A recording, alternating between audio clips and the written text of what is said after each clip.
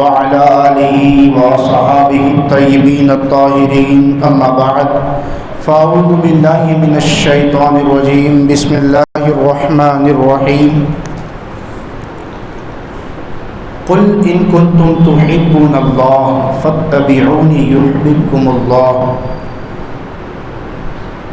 صدق الله العظيم وصدق رسوله النبي الأمين المكين الكريم ونحن على ذلك لمن الشاهدين والشاکرین والحمد للہ رب العالمین۔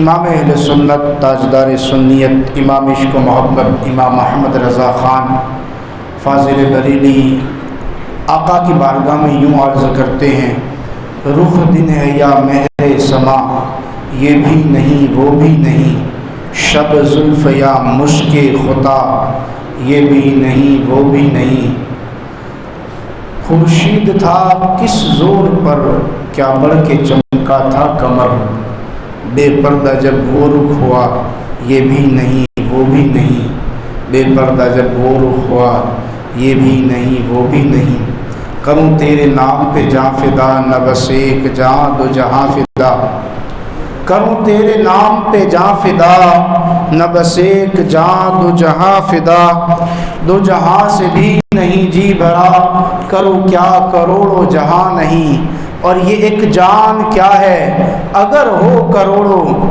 یہ ایک جان کیا ہے اگر ہو کروڑوں، تیرے نام پر سب کو وارا کروں میں، تیرے نام پر سب کو وارا کروں میں، عشق گر جرم ہے پھانسی کی سزا دو مجھ کو، عشق گر جرم ہے پھانسی کی سزا دو مجھ کو، در محبوب پہ لیکن یہ سزا دی جائے، در محبوب پہ لیکن یہ سزا دی جائے۔ میرے پیارے آقا صلی اللہ تعالی علیہ وسلم کے پیارے دیوانوں، آپ نے کچھ ہفتوں پہلے عشق رسول صلی اللہ علیہ وسلم کے حوالے سے کچھ بیانات سماعت کیے تھے۔ آج میں اسی کڑی کو آگے بڑھانے کی کوشش کروں گا۔ عشق ایسی جو ہے سیڑھی ہے جہاں پر پہنچنے کے بعد بندہ دل کے امتحان میں مبتلا ہو جاتا ہے، اور بندہ جب دل کے امتحان میں مبتلا ہوتا ہے تو پھر یہ گھڑی بڑی اہم ہوا کرتی ہے۔ انسان کے دل کا امتحان عشق کی ڈگر پر ہوتا ہے، عشق کے پنگھٹ پر ہوتا ہے۔ میرے پیارے آقا صلی اللہ علیہ وسلم کے پیارے دیوانوں، آئیں ہم دیکھتے ہیں ایسے عاشقوں کی زندگی کو کہ جنہوں نے اپنا سب کچھ ایک محبوب پر اور ایک معشوق پر ایسا قربان کر دیا جن کی مثالیں رہتی دنیا تک قائم نہیں ہو سکتی ہے۔ ایسے عاشق ہے جنہوں نے اپنا تن من دھن سب کچھ اس معشوق کی بارگاہ میں پیش کر دیا جس کی مثالیں رہتی دنیا تک قیامت تک ہمیں نہیں مل سکتی ہے۔ ان ذات کو، ان نفوس قدسیہ کو کہتے ہیں صحابہ کرام، جن کے بارے میں مصطفیٰ نے ارشاد فرمایا اصحابک النجوم فبأیہم اقتدیتم واہتدیتم، میرے صحابہ ستاروں کی مانند ہے، ایک کی بھی پیروی کرو گے ہدایت پا جاؤ گے۔ ایسے درخشندہ ستارے ہیں، ایسے بطلانے جلیل ہے جن کی داستانیں رہتی دنیا تک سنا دی جائے گی، رہتی دنیا تک بیان کی جائے گی، اور ان کی عشق کی ایسی جو ہے داستانیں سنائی جائیں گی کہ عاشقوں کو پتہ چلے گا عشق تو ایسا ہوتا ہے۔ عشق کرنے والوں کی شان یہ ہوا کرتی ہے، ایسے نہیں تو نے کہہ دیا آج میرا یہ کر دینا وہ کر دیا، آج میرا ایسا کر دینا ویسا کر دیا، حسن کو دیکھا عشق کر لیا، سب کچھ اس میں جائز ہو گئی۔ لیکن یہاں دیکھیں عاشق کیسا عظیم ہے، قربانیاں دے رہا ہے۔ اگر تم کسی عاشق کو کہہ دے دنیا والوں سے کہ آج تو میرے لیے قربانی دے دے، وہ قربانی تو دینے کی بات درکنار، وہ آپ کے سامنے بھی کھڑا نہیں ہوا۔ اب قربانی والے عاشق نہیں ہیں، اب بینک بیلنس والے عاشق ہے۔ اب قربانی والے عاشق نہیں ہیں، اب صرف ایک لبادے والے عاشق ہیں۔ आओ उन आशिकों की बात करें जिन आशिकों ने अपना सब कुछ उसकी बारगाह में पेश कर दिया और सिर्फ उसके हुस्न के मतवाले हो गए। ऐसे हुस्न के मतवाले हो गए कि इमाम कहते हैं हुस्न यूसुफ पे कटी मिस्र में अंगुश्त जना, सर कटाते हैं तेरे नाम पे मर्दान अरब। और ऐसा हुस्न है जिसकी मिसालें नहीं मिल सकती है, जिसके बारे में जिब्राइल कहते हैं मैं सब कुछ घूमा लेकिन मैंने मोहम्मद अरबी जैसा किसी को न पाया। वाहसन मिन कलम तरक्कत आईनी वाजमल, हसन बिन साबित कहते वाहसन मिन कलम तरक्कत आईनी वाजमल मिन कलम तलिदिन निसा खुलिक़त मुबर्रअम मिन कुल्लि ऐबिन कअन्नक क़द खुलिक़त कमा तशा। अल्फाज नहीं मिलते, सरकार को क्या कहिए, जिब्रील सलामी दे दरबार को क्या कहिए। बस एक पलक झपकी मेराज हुई पूरी, उस साहिब रिफ़ात की रफ्तार को क्या कहिए। न बन सकी है न बन सकेगा मिसाल तेरी, जवाब तेरा, तू शाह खुदा तू जाने जाना है, चेहरा उम्मुल किताब तेरा, तेरी शान तो बड़ी अरफों वाला है।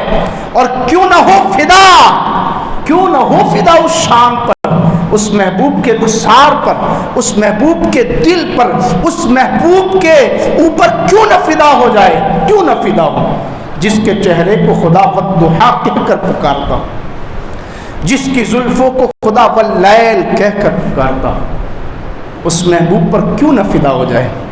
मेरे प्यारे आका सल्लल्लाहु अलैहि वसल्लम के प्यारे दीवान देखें, उस महबूब पर फिदा होने वालों की शान देखते हैं हम, उस महबूब पर फिदा होने वालों की शान क्या है।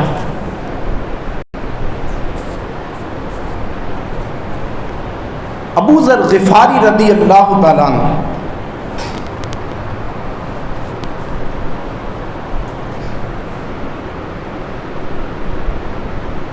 अभी तो ईमान नहीं लाए, लेकिन मुसलमान होने से पहले भी उन्होंने इस्लाम, उनकी फितरत के अंदर इस्लाम समाया हुआ था, उनकी फितरत में इस्लाम था।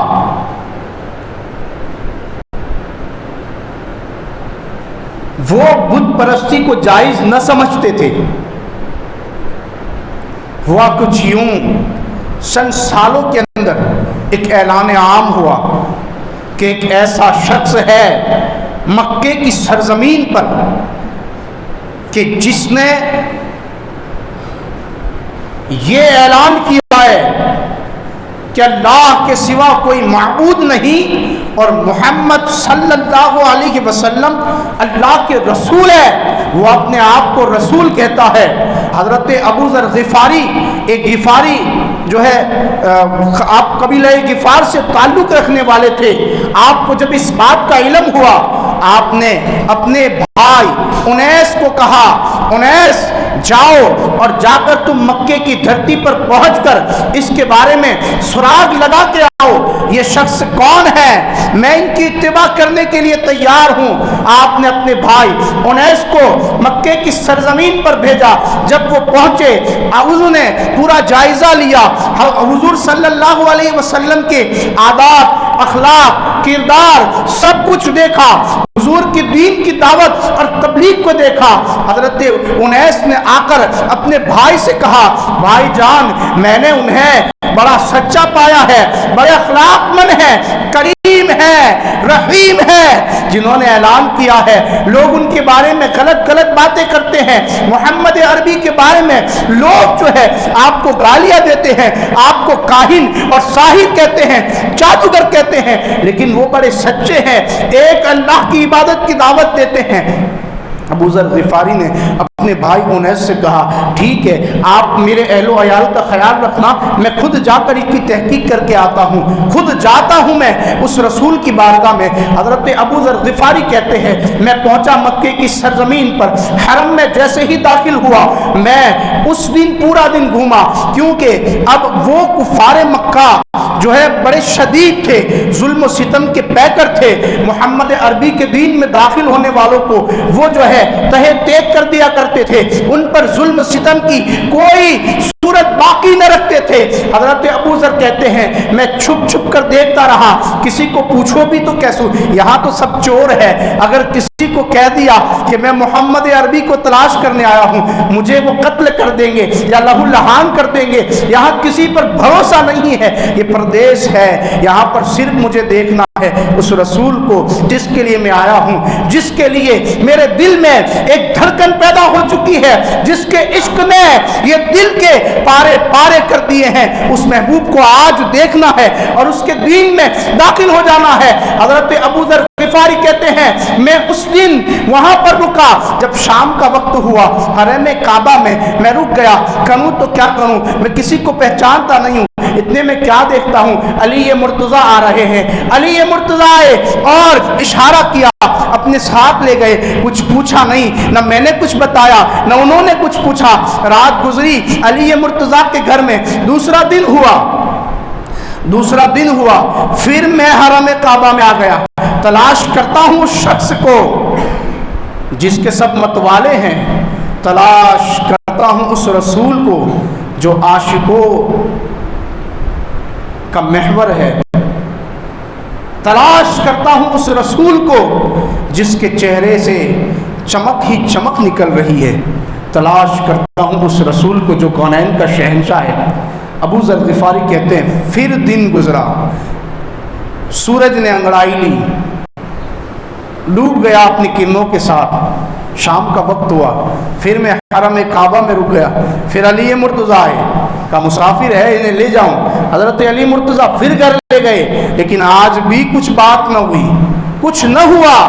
حضرت ابو ذر کہتے ہیں میں بھی خاموش رہا، کیونکہ اب وہاں پر سب گنڈے تھے نا، میں کس کو کہتا کہ میں محمد عربی کی تلاش و جستجو میں آیا ہوں، کسی کو کہہ تو نہیں سکتا تھا، اگر کسی کو کہہ دیا اور وہ کفر والا نکلا، وہ کفار قریش میں سے نکلا تو میرا ریزہ ریزہ نکال دیں گے، بس اسی وجہ سے حضرت ابو ذر کہتے ہیں وہ رات بھی گئی، صبح میں پھر میں جو ہے اپنا بسترہ لے کر حرم کعبہ کی طرف آیا، پورا دن گزر گیا، وہ محمد عربی مجھے نہ ملے، تیسرا دن بھی نکل گیا تھا کہ حضرت علی، میں سو ہی رہا تھا حرم کعبہ میں کہ حضرت علی رضی اللہ تعالیٰ عنہ پھر آئے اور اپنے اشارے کو اپنے ہاتھ سے اشارہ کیا، میں حضرت علی کے پیچھے چل دیا، میرا بھی تو کوئی سہارا نہیں تھا، اب میں کیا کرتا، اب علی نے سکوت توڑ دیا، 3 دن ہو چکے تھے، کہا بتاؤ تو صحیح کیوں آئے ہو، کس وجہ سے آئے ہو، آنے کا مقصد کیا ہے، مسافر ہو کیا ہو، آنے کا مقصد کیا ہے، کہا میں بتاؤں گا،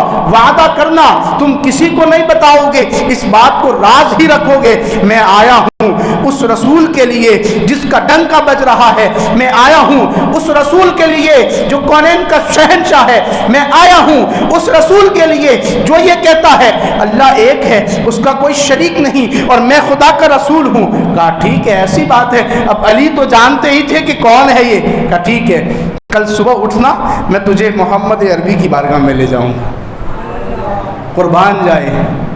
حضرت ابو ذر غفاری رضی اللہ تعالیٰ صبح ہوئی، حضرت علی رضی اللہ تعالیٰ لے کر حضرت ابو ذر غفاری رضی اللہ تعالیٰ کو لے کر پہنچے مصطفیٰ کریم کی بارگاہ میں، جیسے ہی حضور کو دیکھا آنکھ سے آنکھ ملی، زبان سے نکل گیا اشہد ان محمد رسول اللہ صلی اللہ علیہ وسلم، میں گواہی دیتا ہوں کہ آپ اللہ کے رسول ہیں، محمد اللہ کے رسول ہیں۔ بس یہ سننا تھا، ایمان کی ایک جوش، ایمان کا ایک جوش پیدا ہو گیا۔ حضور صلی اللہ علیہ وسلم نے فرمایا ابو ذر ابھی تم اپنے اسلام کو پھیلاؤ نہیں، تم اپنے قبیلے میں جانا تو اس کو ظاہر نہ کرنا، جب میں اشارہ دوں گا اور فتح حاصل ہو جائے گی تب تم اس کو علل اعلان کر دینا۔ حضرت ابو ذر غفاری چونکہ جوش والے تھے، ان کے جوش نے انگڑائی لی، کہا یا رسول اللہ آج تو میں اعلان کر کے رہوں گا، یا رسول اللہ آج تو میں اعلان کر کے رہوں گا، اور کفار مکہ کی جماعتوں میں جا کر اعلان کروں گا کہ اشہد ان محمد رسول اللہ صلی اللہ علیہ وسلم۔ اب نکلے ابو ذر غفاری، حرم کعبہ میں اور دیکھا ٹولے ہیں کفار کے، جا کر اعلان کر دیا اشہد ان محمد رسول اللہ، بے شک محمد اللہ کے رسول ہے۔ ابو ذر غفاری کہتے ہیں اتنے میں لوگ تھے بڑے شدید غصے میں آ گئے، کفار بڑے شدید غصے میں آ گئے، مجھے مارنا شروع کر دیا، پتھروں سے مارتے، ڈھیکے مارتے، جو ہے ہاتھوں سے مارتے، کیا کیا کر کے مجھے لہو لہان کر دیا، میں بے ہوش ہو کر گر گیا۔ اتنے میں عباس آئے اور عباس نے کہا رکو رکو، تم کسے مار رہے ہو؟ یہ ابو ذر غفاری قبیلے غفار کا ایک شخص ہے، تمہیں پتا ہے تمہارے تجارت کے قافلے اسی علاقے سے گزرتے ہیں، آج اگر اسے کچھ ہو گیا تو اس کے قبیلے والے تمہارے تجارتی قافلوں کو یہاں سے جانے نہیں دیں گے۔ لوگ رک گئے، کہتے ہیں عباس مجھے اٹھا کر محبوب کی بارگاہ میں لائے۔ پھر صبح ہوئی، پھر میں نے جا کر پھر اعلان کہا اشہد ان محمد رسول اللہ۔ حضرت ابو ذر کہتے ہیں محبوب کے عشق میں سب برداشت تھا، مجھے لاتے پڑتی، جپاٹے پڑتے، جو کچھ بھی ہوتا برداشت تھا، لیکن میں محبوب کے ڈنکے کو بجا کر رہوں گا، رہے گا یوں ہی ان کا چرچا رہے گا، پڑے خاک ہو جائے جل جانے والے۔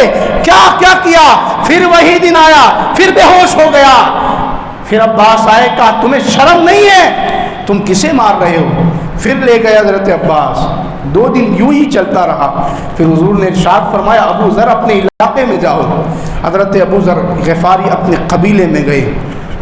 دیکھیں عشق صحابہ کا کیسا تھا محبوب سے۔ جب عشق سکھاتا ہے آداب خداگاہی تو کھلتے ہیں غلاموں پہ اسرار شہنشاہی۔ اے عشق تیرے صدقے جلنے سے چھوٹے سچتے، یہ آگ بجھا دے گی، وہ آگ بجھا دے گی جو آگ لگائی ہے۔ یہ عشق میں ایسے تڑپاؤ کہ کوئی اس پر حملہ نہ کر سکے، یہ دل، یہ جگر، یہ آنکھیں ہے، یہ سر ہے، یہ آپ ہی کا ہے یا رسول اللہ، جو کچھ ہے سب آپ کا ہے۔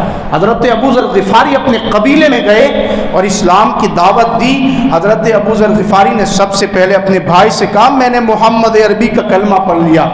حضرت انیس نے کہا کہ ابو ذر میں نے تم سے پہلے کلمہ پڑھ لیا محمد عربی کا۔ اب یہ دونوں بھائی گئے اپنی ماں کے پاس اور ماں کو جا کر کہتے ہیں، ماں بھی بڑی خاتون تھی، عشق والی تھی، وہ بھی خدا کے دین کو پہچانتی تھی، ماں نے بھی قبول کر لیا کہ محمد اللہ کے رسول ہیں۔ اب یہ پورا گھر کا گھر مشرف اسلام ہو گیا۔ پھر یہ سارے کے سارے حضرت ابو ذر غفاری نے اپنے قبیلے میں جب دعوت دی تو پہلی دعوت میں آدھا قبیلہ مشرف اسلام ہو گیا، اور آدھا قبیلہ جب حضور نے ہجرت کی تب مسلمان ہوا۔ یہ ہے صحابہ، چلے تھے اکیلے، منزلیں تھی تنہا، لیکن خدا اور رسول کی مدد نے ایسا کام کیا کہ قبیلہ کا قبیلہ مشرف اسلام ہو گیا، اور ہم ہیں کہ ایک گھر کو نمازی نہیں بنا پاتے، ہم ہیں کہ اپنے بچوں کو دین کی طرف مائل نہیں کر سکتے۔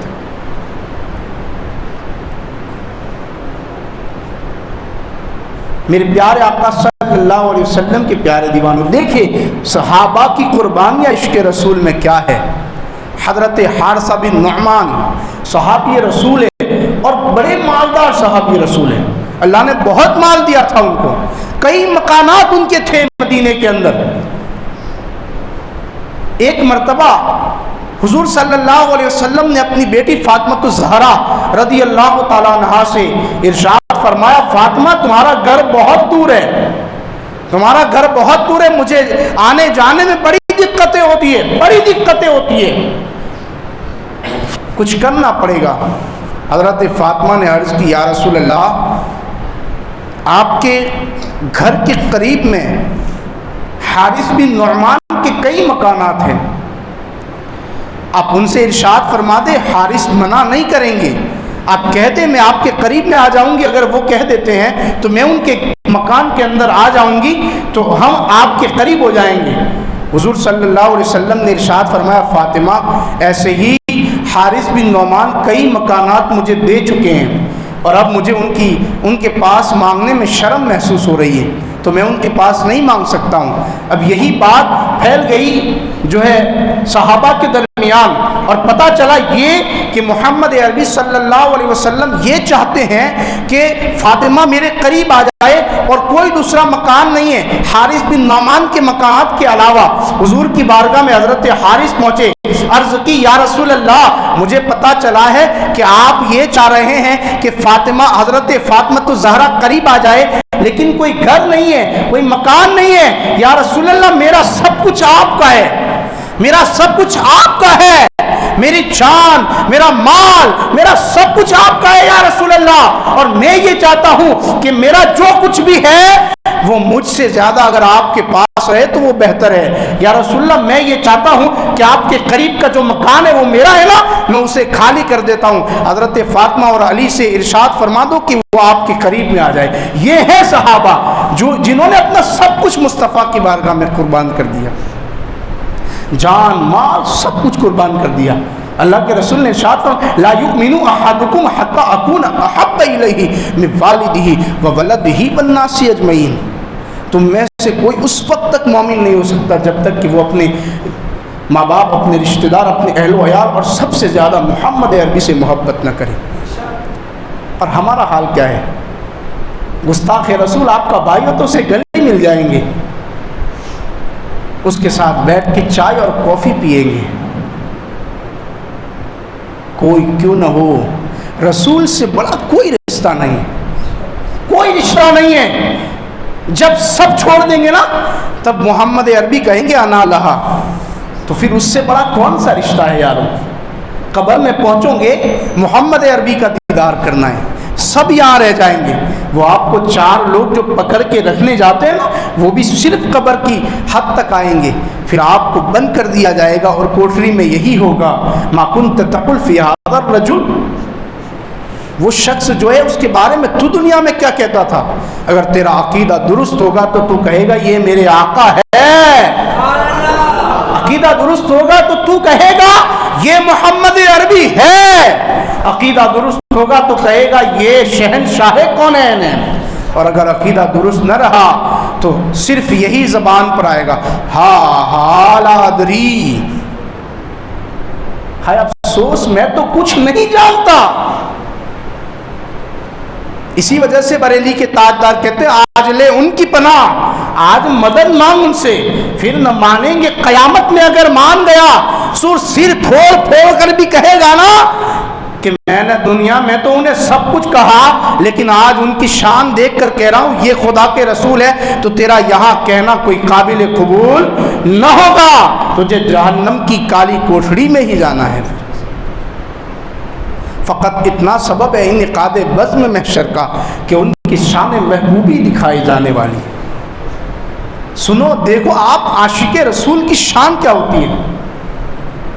ایک عاشق رسول ہے حضرت خباب بن ارت رضی اللہ تعالیٰ عنہ، کیسے عاشق ہے۔ ام عمار ایک خاتون ہے، بڑی مالدار ہے۔ سنو آپ عاشق کیا ہوتا ہے۔ سو گئے تپت صحرا میں عاشق، عشق کی چادروں میں لپٹ کر،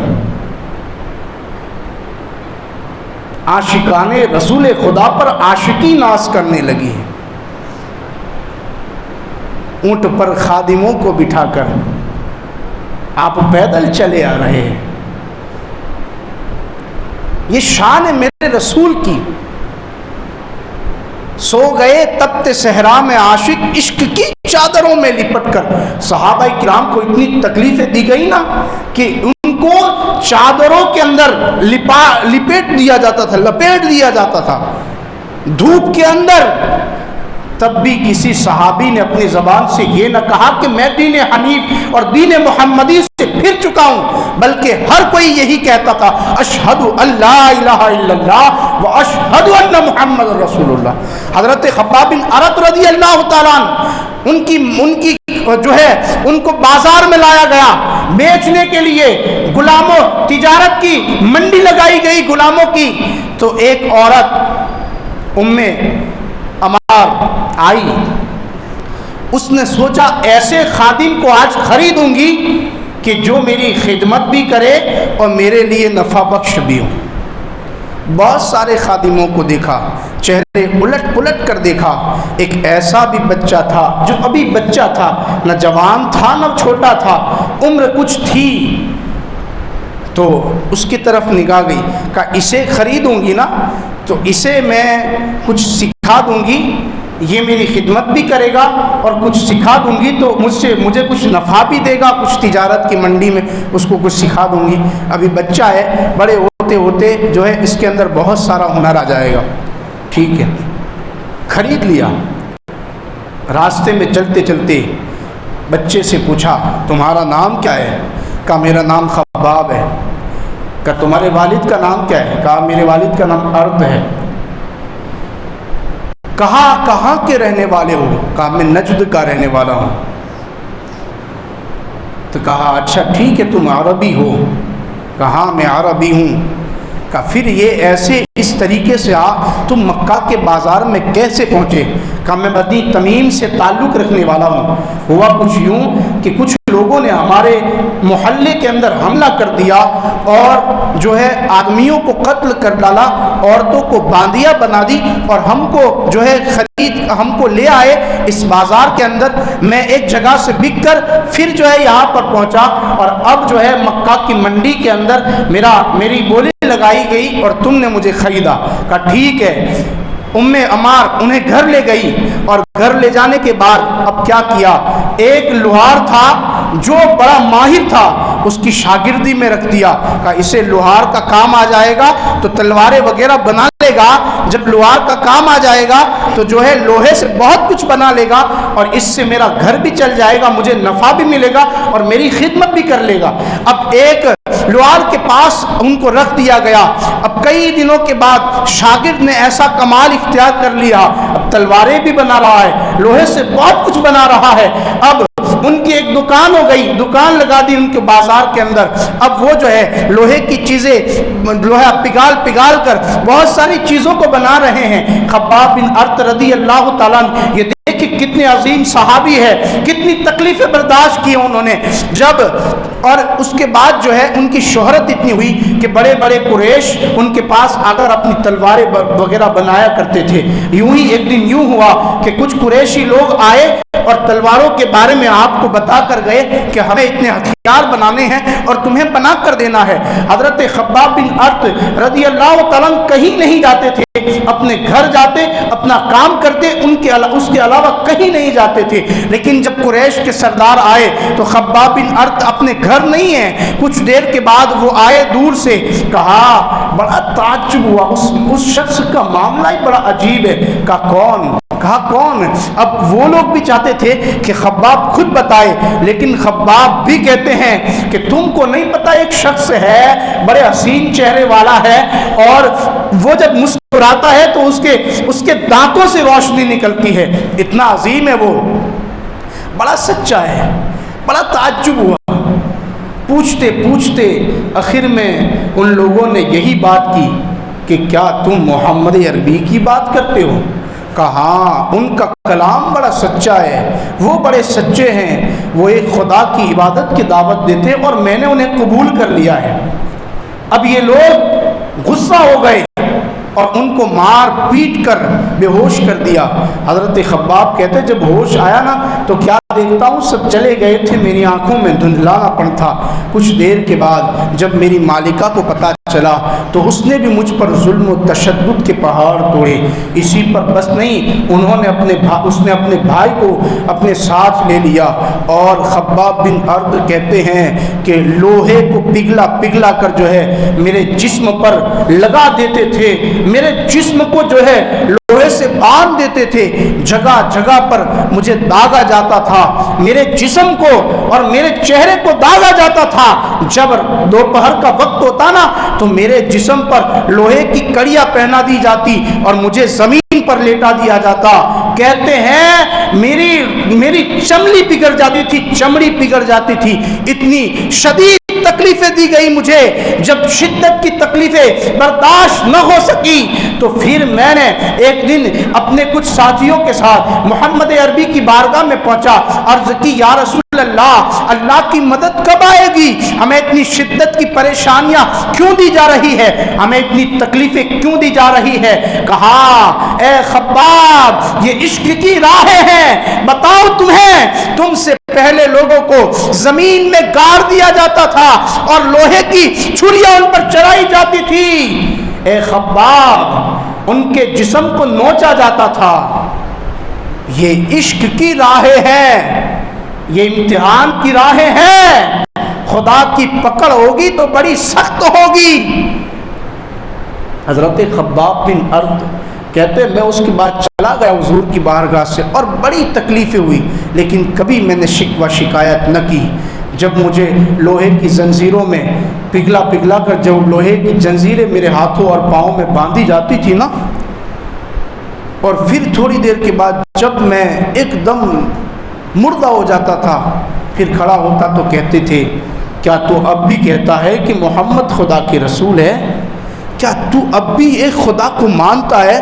کہا ہاں میں اب بھی ایک خدا کو مانتا ہوں، اب بھی کہتا ہوں محمد خدا کے رسول ہے۔ اور پھر جو ہے پھر پوچھا جاتا، حضرت خباب کہتے پھر پوچھا جاتا مجھے تھوڑی دیر کے بعد، بتا لات و عزیٰ کے بارے میں تیرا کیا عقیدہ ہے؟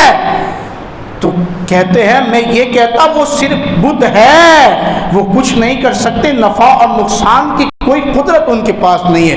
پھر مجھے ستایا جاتا، پھر مجھ پر ظلم ہوتا۔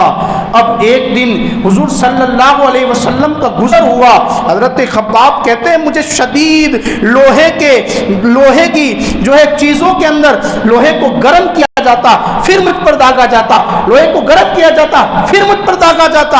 اتنی شدت کی تکلیف جب محمد عربی نے دیکھی، عرض کی اے پروردگار عالم، خباب کی مدد فرما، خباب کی مدد فرما۔ بس یہ کہنا تھا کہ اس کی جو مالکہ تھی نا، اس پر اللہ رب العزت نے ایسا عذاب مسلط کیا، ایسا عذاب مسلط کیا کہ وہ جب بولتی تھی نا تو کتے کی آواز نکلتی تھی۔ اور اس کا ایک ہی علاج ہوا، پھر اس کو لوہا گرم کر کے اس کے سر پر مارا جاتا تھا، لوہا گرم کر کے اس کے سر پر مارا جاتا تھا، تب جا کے اسے راحت ہوتی تھی، اور اسی میں جو ہے وہ دنیا سے رخصت ہو گئی۔ تو اللہ رب العزت جب پکڑ کرتا ہے نا تو بڑی سخت پکڑ ہوتی ہے۔ یہ ہے صحابہ جنہوں نے اپنی قربانیاں محبوب کی بارگاہ میں پیش کی، اور کیوں نہ پیش کرتے، حسن کا ایک خزانہ مصطفیٰ کریم کی ذات ہے، اور ایسا حسین ہے وہ جس کے حسن کے آگے سب مان پڑ جاتے ہیں، سب مان پڑ جاتے ہیں۔